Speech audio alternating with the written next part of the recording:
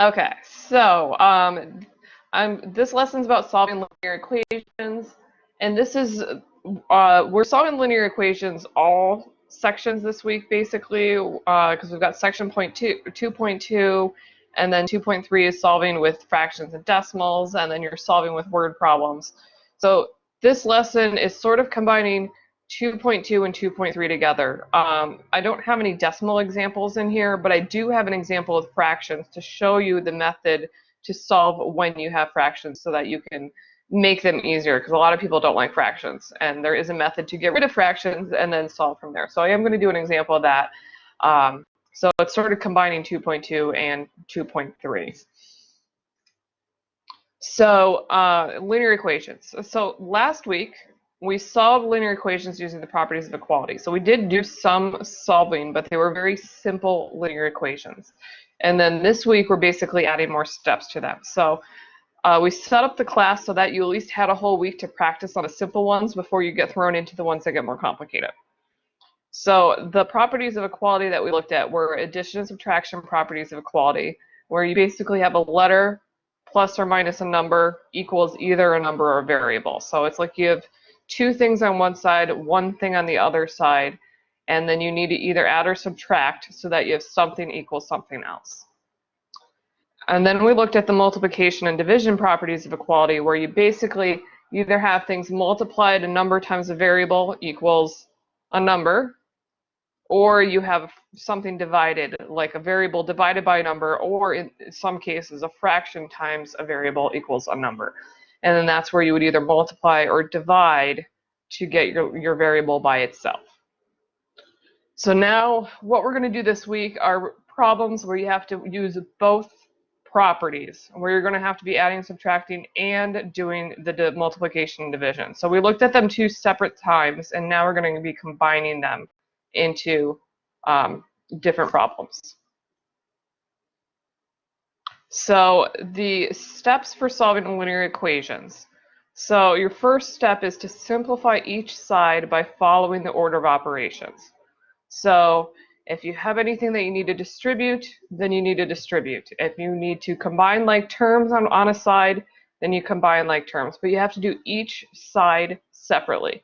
You can't combine things on both sides. And when I talk about sides, I'm talking about the other side of the equal sign. So we have side equals a side, basically. So if there's an equal sign in between them, you can't combine them. So you have to work on either side. So what we had to do in week 2 on the assignment, where you're simplifying things with variables, that's what you need to do on each side, treating them separately. Once you've done that, then you need to use the addition and subtraction property. So usually what happens is when you simplify, you will end up getting the form that we used for the addition or subtraction properties. So when you're simplifying, you should end up with one of these two forms, where you have two terms, something with a letter, something with a number, and then equals something else. And they could be a mirror image. You could have the two terms on the right instead of the left. But when you simplify, you're going to get to that point. So once you're at that point, then you use your addition and subtraction properties. And you're going to do that until you get to a form that now you can use the multiplication and division properties on. And so once we simplify following the order of operations, after that you're reversing essentially the order of operations, because you're doing your adding and subtracting before your multiplication and dividing. So think about solving after it's simplified as reversing the order of operations. So let's take an example here. I'm starting simple. We're going to solve it, and then I'm going to show you how to check your answer so that you can always see if you've done it correctly or not. You are always able to check your answer, and that can tell you whether you did it right. So there's no reason to be not sure if you got it right if you have the time to check. So I have 6z plus 1 equals 13. So I'm going to first switch my pen. Okay, so I'm going to start by rewriting it in my solve block so I can do things with it. Okay, So first step would be to simplify. Now, on the left, I have two terms and I have a number on the right, so there's nothing to simplify here because I cannot combine like terms on the left side. So there's nothing to simplify, so I'm going straight into the addition and the subtraction. And the goal when you're using the addition and the subtraction is to get the variable part by itself. So I want the 6z by itself, which means I need to remove the plus 1. And I do that by subtracting it. So I do the opposite of the sign. So we're going to subtract 1 from both sides of the equation. So I get 6z on the left, and then 1 minus 1 is 0, so that we don't need to write 0. And then 13 minus 1 is 12. Now we're at the form that we were looking at last week when you were using the multiplication and division property of equality. So now this should be familiar. This is what we were practicing last week. I have 6 times z equals 12, and I need to get rid of the 6. And because it's multiplied, I do that by dividing. We always do the opposite. So I'm going to divide both sides by 6. And that will leave me with just a z on the left. And then 12 divided by 6 is 2. So that's what we got for z, and now we can check our answer by putting that back in. So you have to put into the original equation. Don't plug it into something that you did after you started manipulating, because if you made an error in your steps and plug it back in, then you're not going to catch that error. You want to plug it back into what you started with. So z is equal to 2, so I'm going to replace z with 2 in the original equation. And then I need to follow the order operations on the left to see if I get 13. So first is multiply. 6 times 2 is 12. I get 12 plus 1 equals 13. And when I add on the left, 13 equals 13. And since that matches, that's how we know it's a solution. So then we know our answer is correct, because I found an answer, and then when I put it back into the equation, I got something true when I checked. So are there any questions on this example?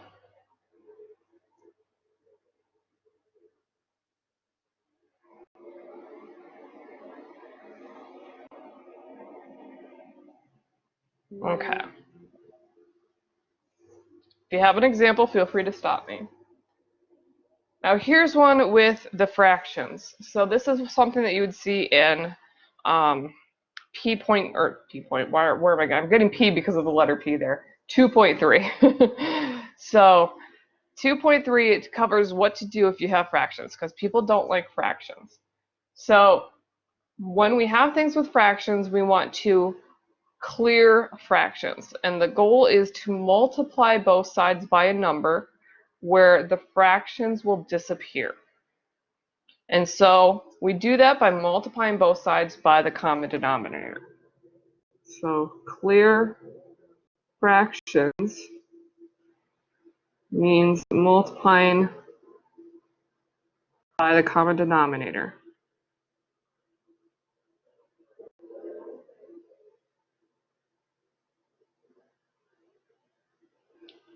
We are allowed to do this because of the multiplication property of equality that says that you can multiply both sides by the same thing. So I have 5/8 equals 1/4 minus 1/2. So my denominators are 8, 4, and 2, and this one's fairly easy to see that your common denominator would be 8. So we're going to multiply both sides by 8. And so I should do, that red does not look very nice in that purple.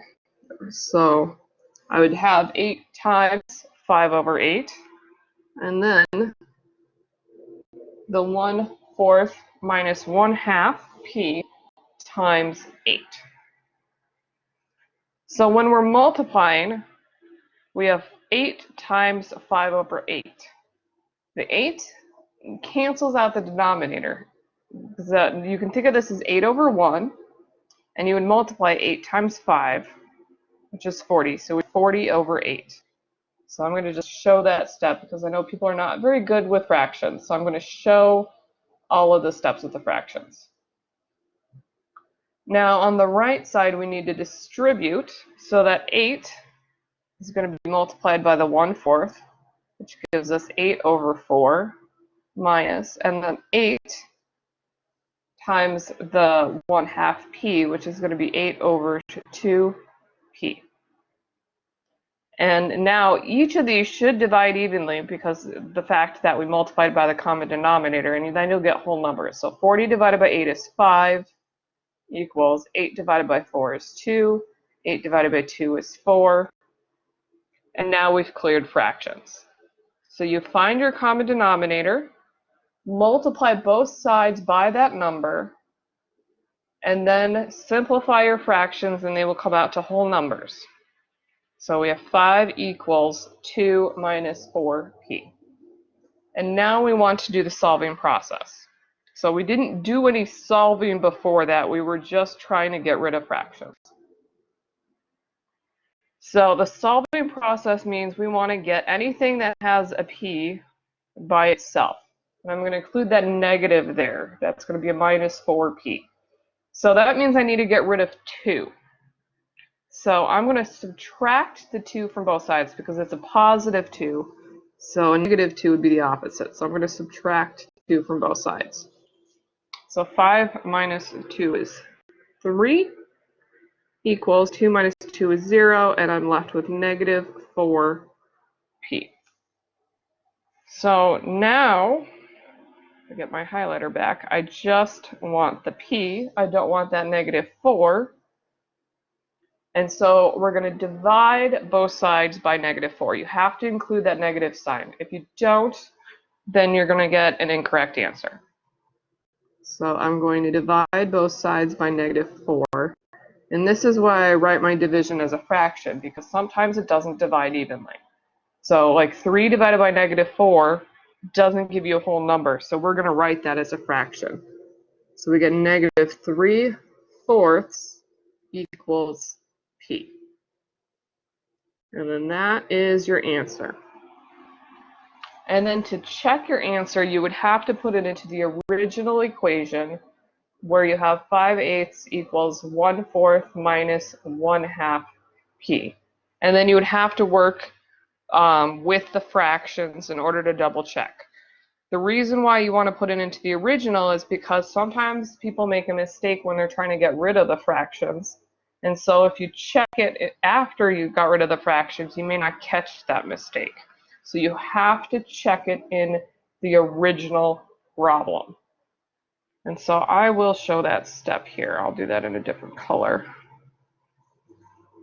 So if I plug it in, we have 5/8 equals 1/4 minus 1/2 times p, which is negative 3/4.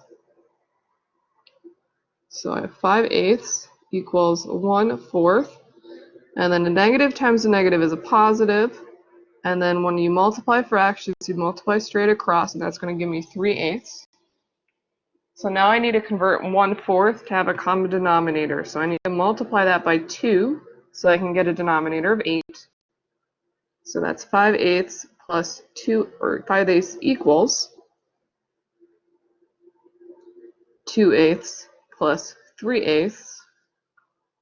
And then you can see 2/8 plus 3/8 is 5/8. And so our answer checks. And so that means we correctly eliminated the fractions. We did that correctly, and everything else is correct. So you do have to check your work in the original, especially when you're doing things with fractions. Are there any questions?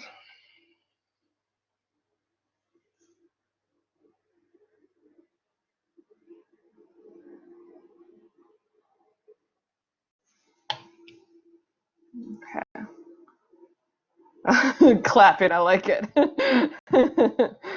Yeah, it looks like we got a few people that joined us. So if you have questions, feel free to just put them in the chat box.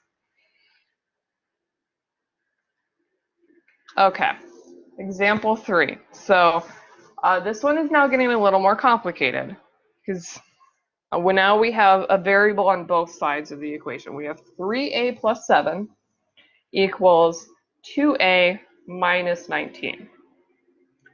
So we don't need to simplify both sides because both sides are simplified. Those are, if I treat the 3a plus 7 by itself, I can't combine those. And the 2a minus 19, I can't combine those. So we can't simplify each side. So the next step is the addition and subtraction properties of equality. Now, I always like to do the variables first and then do the numbers. That's just the way that I do it. The order that you do it doesn't actually matter because the order of addition doesn't matter.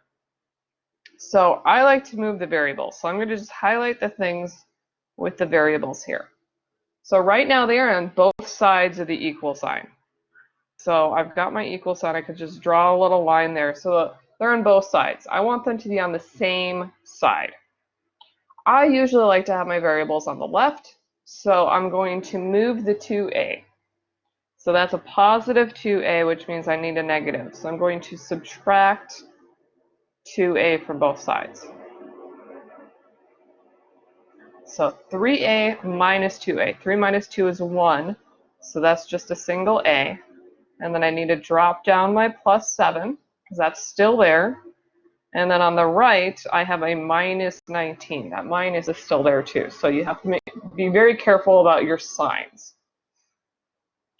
Now we have something that should be familiar because we were solving things like this last week, where you had a variable plus a number equals a number. So I want that a by itself, which means I need to get rid of the plus 7. So since that's a plus, I'm going to subtract. I'm going to do a minus. So I'm going to subtract 7 from both sides.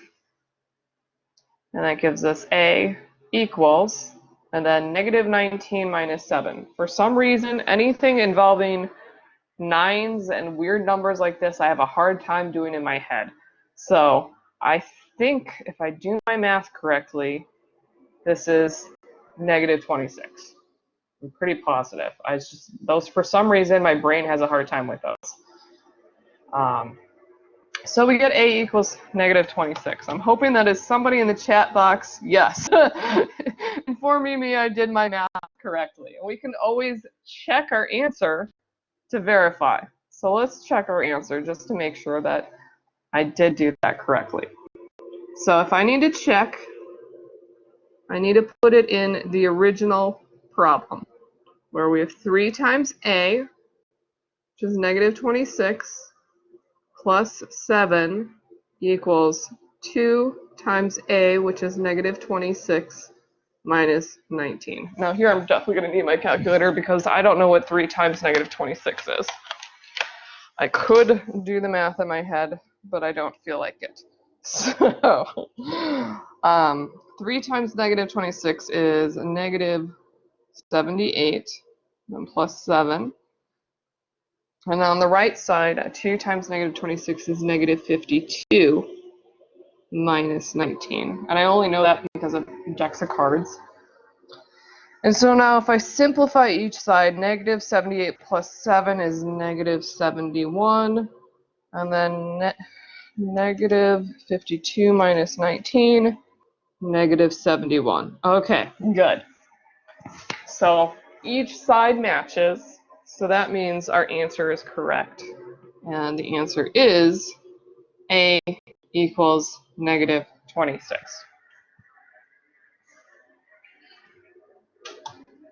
If you have a question, feel free to chat.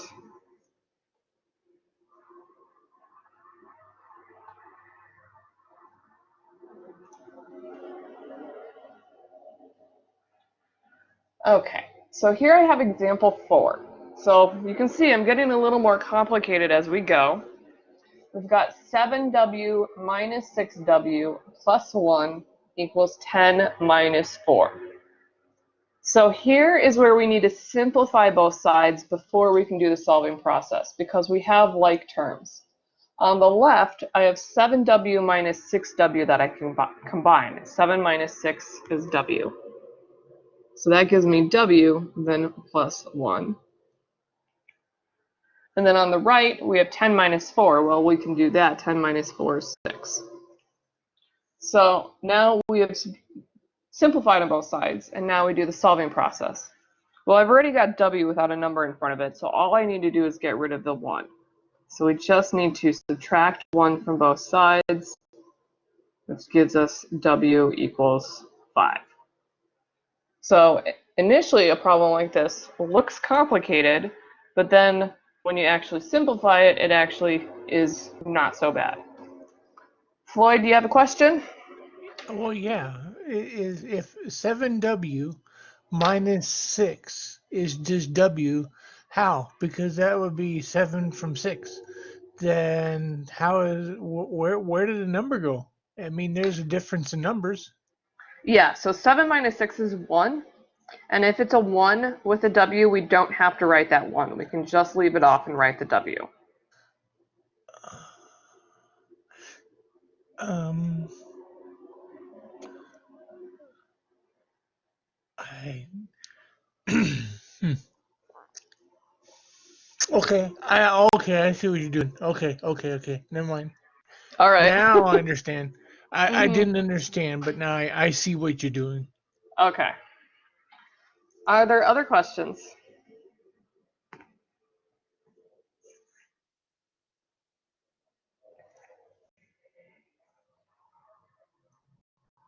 Okay. Example 5. Okay, now I've thrown in something with parentheses here. We need to simplify. If you see something with parentheses, you have to simplify before you do anything else. And so that means doing the distributive property. The distributive property happens before you do any combining of like terms. So I've got this 6 times 3x plus 2. So I need to multiply 6 times 3x.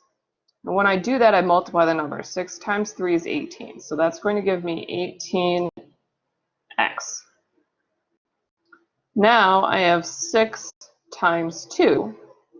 So 6 times 2 is 12.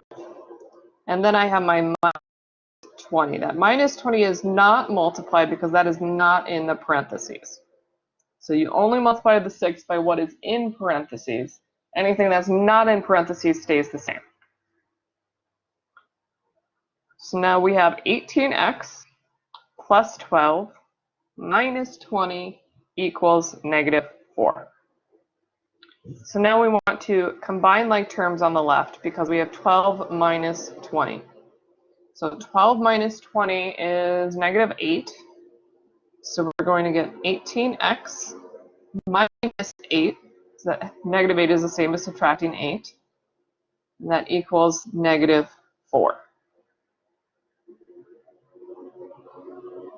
So now I want to get the parts with my variable by itself. I have 18x. I need to get that by itself, which means I need to get rid of the minus 8.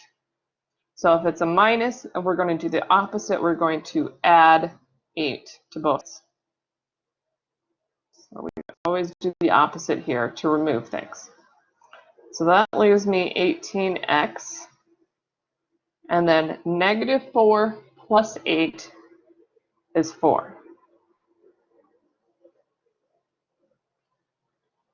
Now I want to get the x by itself, and I want to get rid of the 18. So since it's 18 times x, we're going to divide. So I'm going to divide everything by 18. So I get x on the left because 18 divided by 18 is 1. And then on the right, I have 4 over 18. So that doesn't go evenly, so I need to reduce that. And I can do that, let's see, 4 doesn't, I can divide those by 2 to reduce my fraction. And so 4 divided by 2 is 2. 18 divided by 2 is 9. And so we get x equals 2 over 9 for our answer in this problem. Are there questions?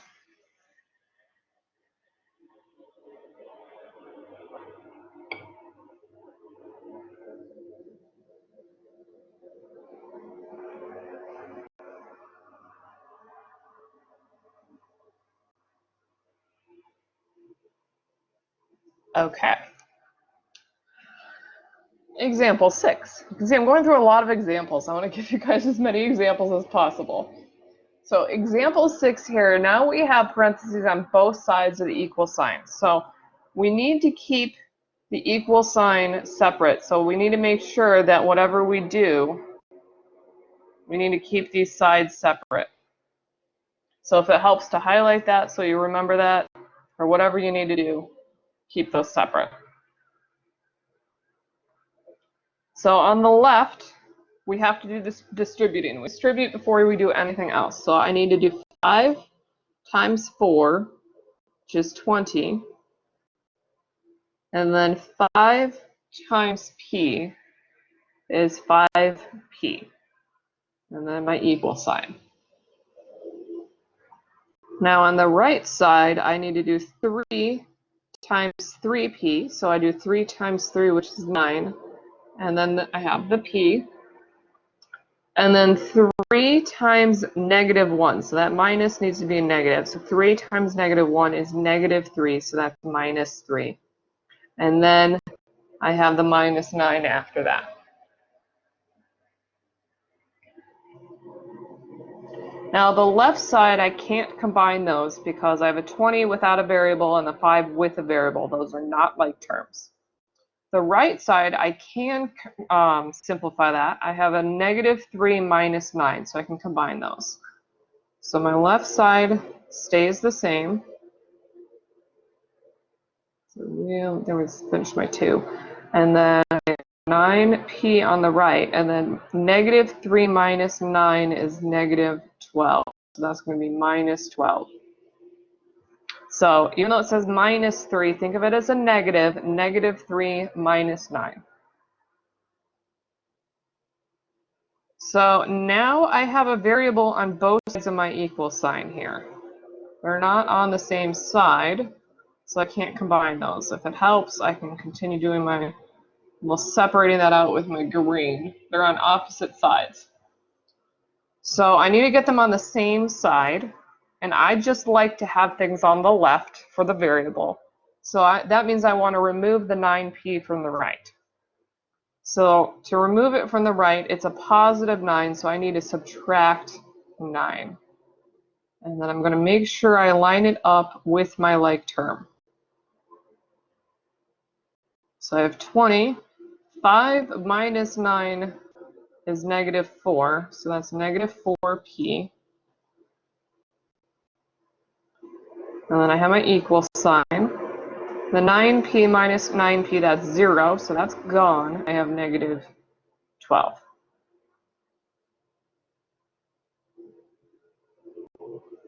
Okay, now I have my negative 4p, nothing else with any variables.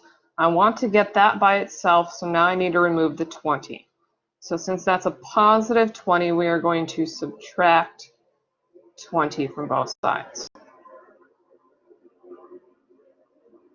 So that leaves me minus 4p.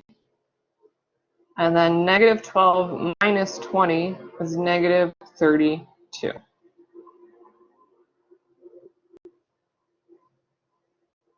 Now, whoops, I was trying to highlight and I missed the highlighter. Okay, so now I just want the p. I need to get rid of that minus 4, and I do that by dividing. So I'm going to divide everything by minus 4, or a negative 4. Those are the same thing. So that leaves me p, negative 32 divided by negative 4. Negative divided by negative is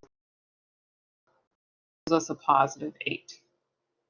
And so that is the answer. P equals 8. So if it helps you, because sometimes people get confused about what's going on what, if it helps you, you can maybe color code your equal sign so that you know whatever you're doing is on both sides of the equal sign. So that helps some people out. Sometimes they write a line in there, so they're making sure whatever they're doing is on both sides of the line. Whatever works for you. If you want, you can color code your variables so that your variable is a different color from the numbers. You can use the highlighter like I'm using it, whatever works for you. But you do want to find a method that kind of helps you remember the steps and helps you learn. Are So there questions? Oh, yeah. Sorry. Go ahead. this is Stacy. I have a quick question. Um, when we're showing our work, do you want us to do the check also where we plug it back in like you did at the beginning? Or just P equals 8, and if we got it right, we got it right? Yeah, when you're showing your work on the assignment, you don't have to show the check process. That is Okay. something more on your own to make sure you get it right. But Okay. once you check on your own and you know you did it right, well, then you're confident enough to turn it in without doing that process. Okay. I just didn't know if we needed to, because I've been typing it up in the equation editor, and I didn't know if I needed to be typing all that up too. Yeah, you don't have to type that up, and you don't have to use the equation editor. You can do it on paper as well. So Okay. if you're really struggling with the equation editor, I know it's hard to get used to. You're welcome to turn to paper.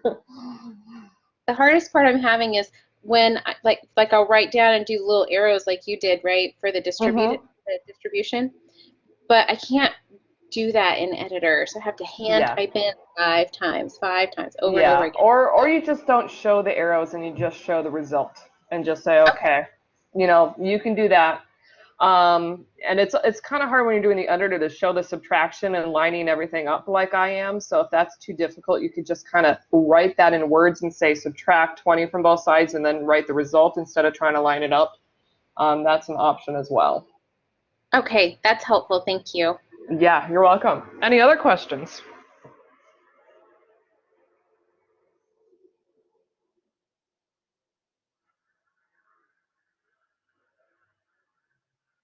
Okay, so now this is my last example that I have for you, and I think this was actually one that somebody had asked me last term when I was teaching this one, and I thought, that's a great example. I will do that next time I teach.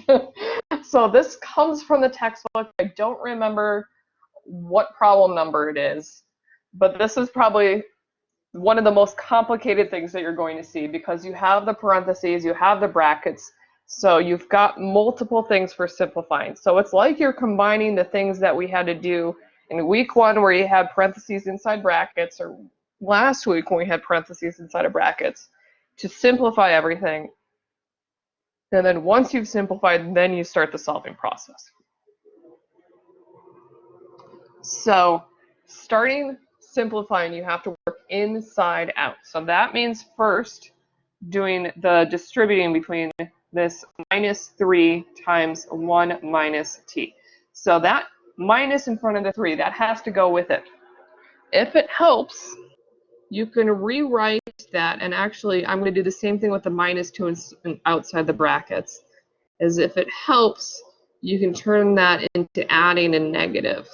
Sometimes people forget, and I'm actually just going to do that with all. Oops, I wrote a t instead of a 1. People get confused between a subtraction and a negative. Those are basically the same thing because subtraction is adding a negative. So if it helps you, you can turn every subtraction into a negative. So if you rewrite that, now we need to work inside out, which means I need to, I'm going to highlight this, do the -3 times the 1 plus -1. I need to distribute that. I need to work inside out. So I'm going to just copy everything else. Probably should have put this on the left side. I'm going to run out of room. -1 or -3 times 1 is -3. And then a -3 times -t. Negative times negative is a positive, so that's going to be a plus 3t. So now inside here, I have like terms. I have my 2t and 3t, so I can combine those before I go any further.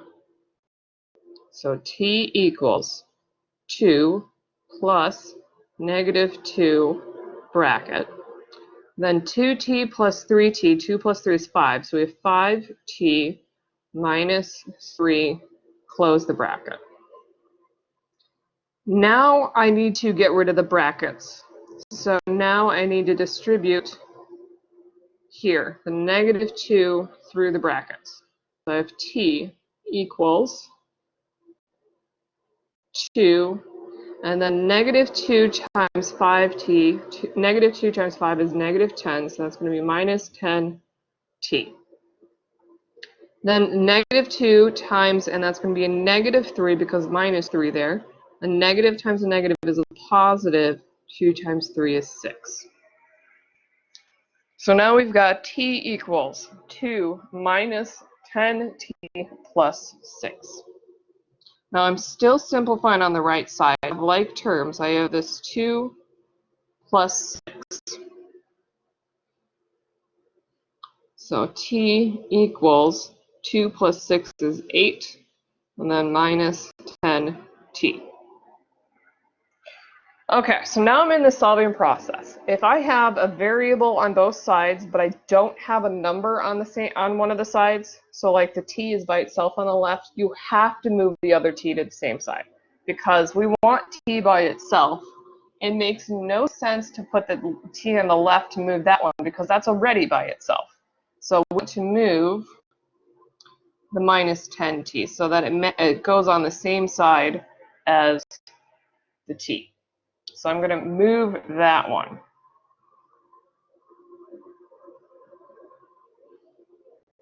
So that's a negative, so I'm going to add 10t to both sides.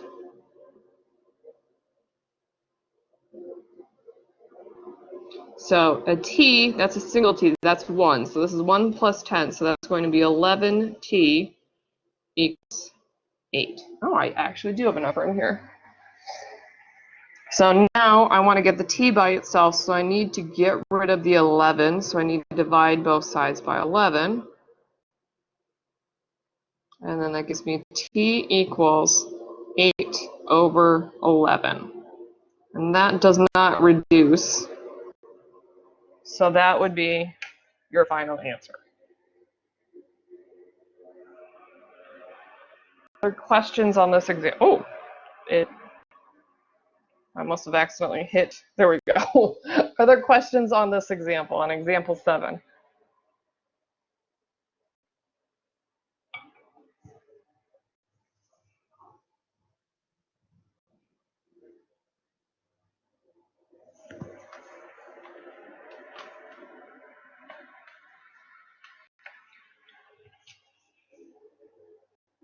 All right. Do you have questions on anything else? We've got open time for questions. I think. Oh, this is Floyd. Hi, Floyd. I think I understood like the problems, working out the problems, but where I was at a loss is on some of the crazy questions on the quiz. Mm-hmm. I mean, it was like we went from what we were doing to what the hell were we doing? it was asking questions. I was like, what? I wish I could think of examples, but Yeah, I was gonna ask you, like, do you have an example of one of the questions so that I can help yeah, you? you can't. I don't know where to. I can't. I don't know how to look at the like the if you want to look at it. Damn. I actually have a tutorial on how to do that. Let me pull up. I've still got my screen. So there's this great website called IORAD. I'm going to log in because that's where all my tutorials are saved. But I actually have, so if you go to the supplemental materials, and then there will be a folder that says tutorials. I have several tutorials in there, and one of them is how to view quiz feedback. So I'm just, no, how do I preview this one? Play. Okay. So I will just run it right here because everybody should be able to see their quiz. So this is just made on like a sample course. So you have to click My Grades in order to get to where the score of the quiz is listed. So this is just a sample, and so I just have a quiz that's called Test Quiz. And so you would click on the name of the quiz. So you would have something and you have a grade. So if you want to look at like the week 2 quiz, you have to click on the name of it. And then when you click on the name of the quiz, then you get this thing where it tells you when you created it, it tells you when it was submitted, and then it tells you the grade. If you click on the number for the actual score, then it will pull up the quiz. So then it will show every question, it will show the feedback you got, and then it also will show the points that you earned. Our quizzes are not set up to show you the answers, but at least you can see whether you got it right or wrong, and you can ask questions and like email me, and then I can give you further feedback. Yeah, that's what I was like. Okay, you want me? Because you asked me to go ahead, and I didn't know how to do that. Yeah. Yeah. So this is how you do it. It's not intuitive. Like if you were looking at your grades, you would not figure out that that's how you view your quiz. You would think if you clicked on the name of the quiz, it'd show it to you, but it doesn't. You have to actually click on the number. It's really annoying, but there is a way to do it. Okay, so week. So you do okay. My grades. Yeah. Then And you click then on the name of the quiz. which is week 2. And then you click on the number, the score.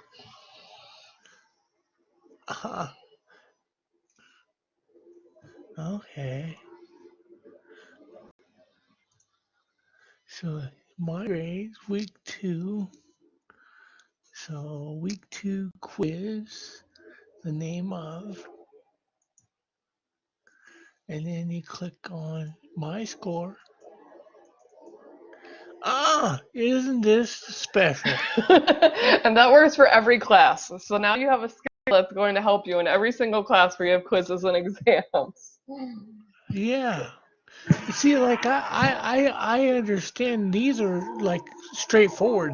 Where I was screwed up is like number 16, like the or 17, like that's another. I don't know. I'm not good at word. What do you call it? Word problems? Yeah. Yeah, that's what Stacy says. Stacy says the word problems are going to be what get her.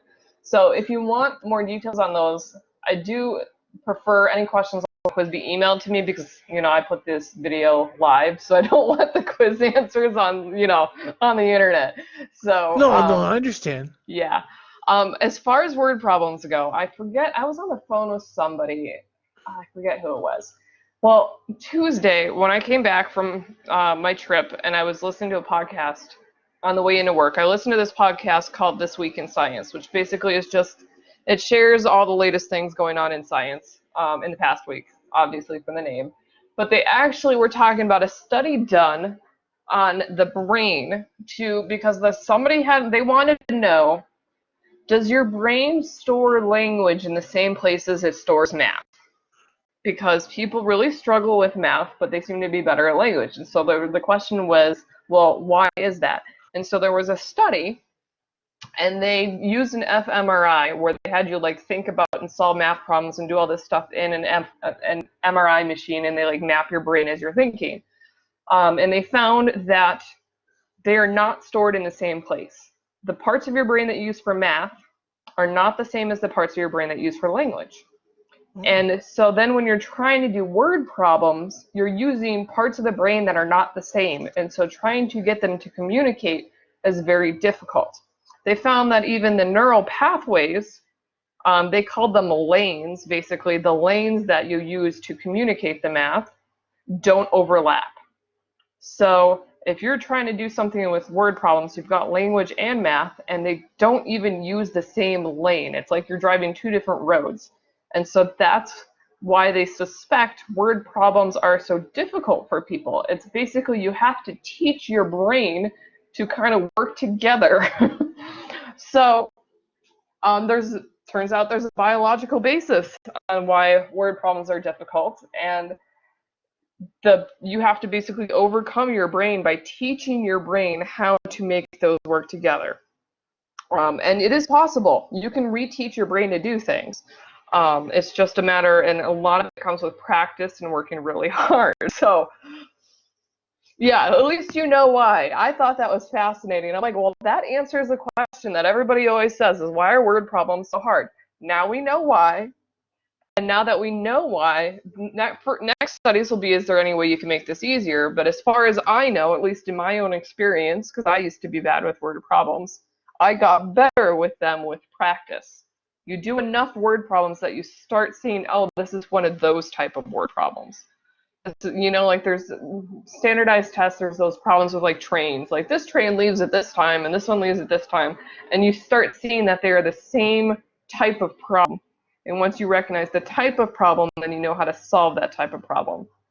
But that only comes by practicing and by doing enough word problems and seeing enough word problems solved that you understand the different types and you start to recognize them. That's what worked for me, is just trying to say, put the, you know, each word problem in a bucket and how it's solved. So, I mean, I know they're going to be hard, but you just have to work at it.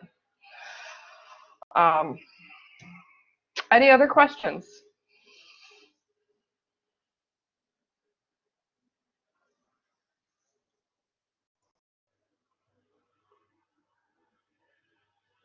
Okay. If you guys don't have any more questions, let's see. I'm looking at my calendar. The next live session I'm doing is Sunday at 1 o'clock on word problems. So that is definitely one that you guys are going to want to attend, and it is on the weekend, so hopefully people are available at that time. Otherwise, it will be recorded, of course, and then I'll share the recording and everything like that. But I know word problems are a struggle, so I will be going over word problems and trying to give some tips and tricks on how to kind of do those. And then, let's see. Then that's all I've got for this week, because those are the two biggest parts. And then I've got multiple live sessions the following week. I've got 3 of them for week 4.